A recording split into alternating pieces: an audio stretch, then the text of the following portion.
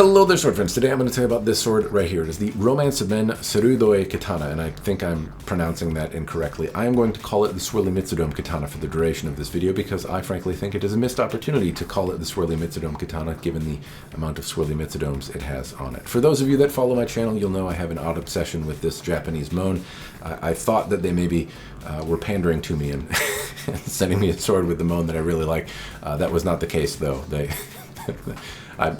Which is a missed opportunity for them as well. But anyway, I'm predisposed to liking this sword because it has the mon on it that I tend to like. So I suppose know some of that going in. Know that it is a review sample from Romance of Men. I didn't spend any money on it, and it is geared to be liked by me. Also know that I've talked about swords on the internet and practiced swordsmanship for a while, but I don't fancy myself an expert, so keep that context in mind as you hear my babbles.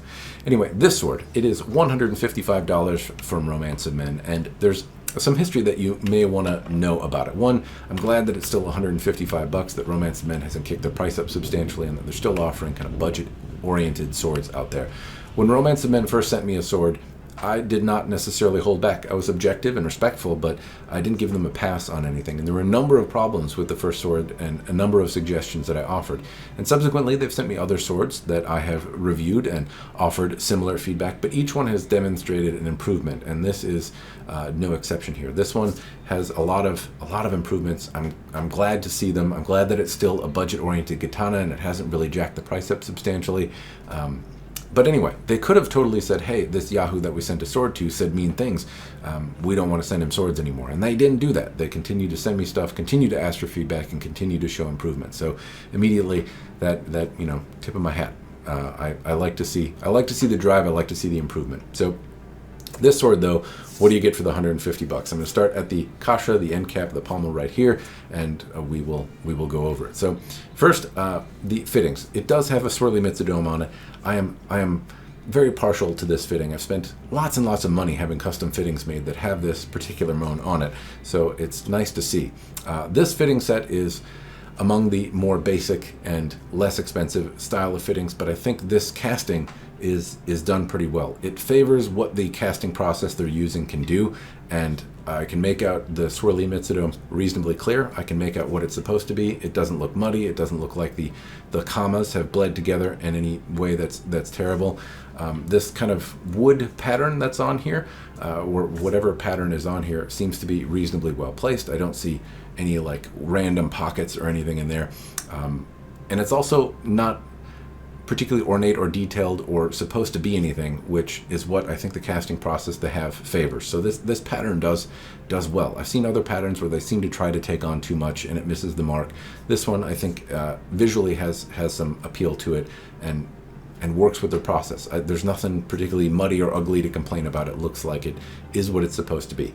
The mitsudome could be a little crisper, but I'm not going to complain. There's also a kind of polished raised rim around the edge here that meets the transitions for the ito. Now, the ito is still a little bit bunchy. You can see that one bit is overlapping here. The other is bunched up a little bit. The transitions are nice, though, in terms of using this as a practice tool. I don't notice that anything is catching on my hands. It is bunchy, though. It is not the way it's supposed to be.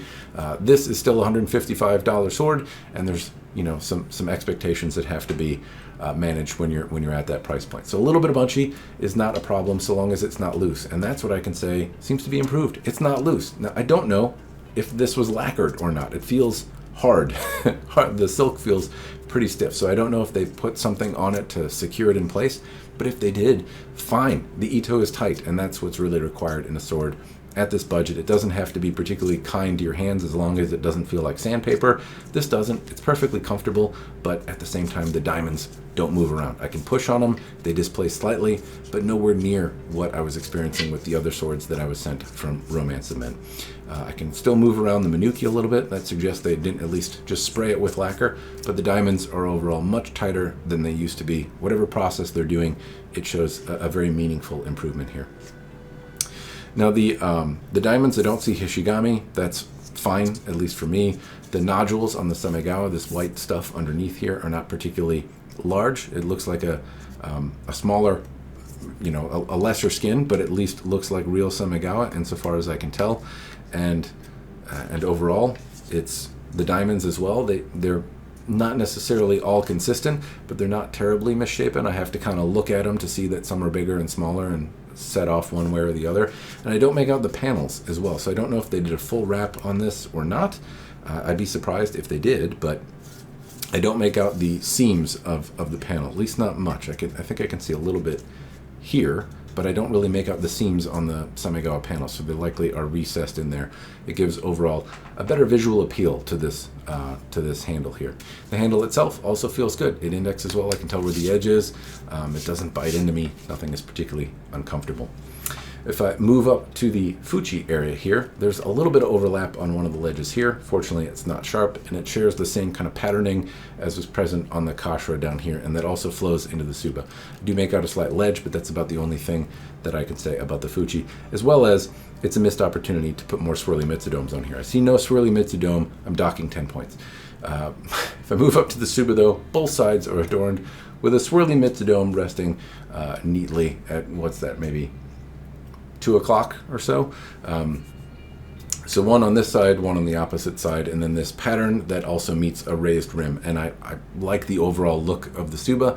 I've spent money to have basically Tsuba like this made with the Mitsudome in the same place. So I like the overall aesthetic because I've spent thousands of dollars to have custom fittings made that basically are higher end versions of this. So I happen to really like the overall theme of the Tsuba, the placement of the swirly Mitsudome. I usually put it in about the same spot, and I like that the patterning from the Fuchikashira flows in and actually looks reasonably consistent. It's not like it's a totally different pattern that's kind of mimicking. It looks very, very consistently done. Both sides of the fittings are the same, and I like this raised rim here, or at least what appears to be a raised rim. Overall, the fitting set I think is quite good, and in the budget realm of things, one of the nicer sets. The Minuki are a little bit of a miss. It's a little bit harder to see the swirly Mitsudome in here on the Minuki side of things. It looks like whatever's pressing them or making them is not as crisp as it could be. I can clearly make out the pattern of the 3 commas on the other fittings. The Minuki are a little bit muddier than the rest. Moving to the Saya. Well, Saya is one tube. It doesn't really have much in the way of taper, but the paint is clean and reasonably nice. There are very few swords in the $150 price point that have any kind of taper to them. It's robust. It's not rattling in any kind of meaningful way, and it has this metallic red spray pattern that's a little bit heavier towards the top, and it gives, I think, a handsome contrast to the overall scabbard. There are Shitodome. They did not come glued in, so mine are loosey-goosey now. I have argued before that these should be glued in. I've since heard that if you glue them in, then it's harder to take them out if you don't want them in there at all. And if you do want them glued in, then you can glue them in yourself. If you want to replace them with higher-end ones or nothing at all, then it's preferred not to. So this is something that goes either way. I personally prefer if they're glued in. I don't like having to lacquer Ito or glue stuff in when I get something out of the box. That's my personal take, so I'm glad that Romance of Men has put on tighter Ito. I wish they'd glue these in. That would be my preference, but I can understand why they wouldn't, given that my word is not the only word. It's barely even a good word, but I digress. Habaki, plus 10 points for having swirly Mitsudomes on the Habaki. You're regaining favor here. So the Habaki has some etching adornment on it. There's a swirly Mitsudome bedazzled there. I'm appreciative of it. It's the same shape and general dimension, but Habaki tend to be relatively simple stuff, and if you have a collection of swords, this is the piece that always seems to look the same, and that's maybe the most noticeable.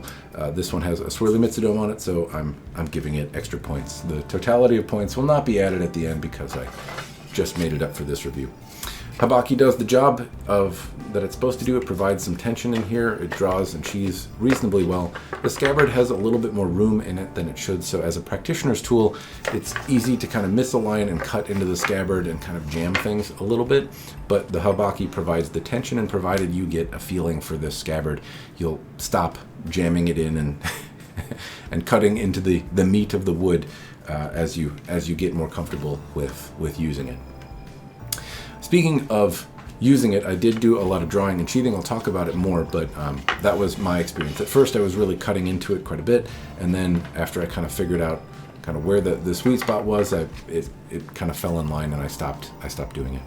All right, pointy stabby part, the blade. There's a lot and a little here at the same time. So the blade is a homogeneous steel that is through hardened, and that means that there's no hamon and there's no hada, there's no folded pattern to observe in the surface of the steel, and the polish is also kind of a, I don't know, an 800 grit or something like that, which means that there's not a mirror polish or much to preserve here.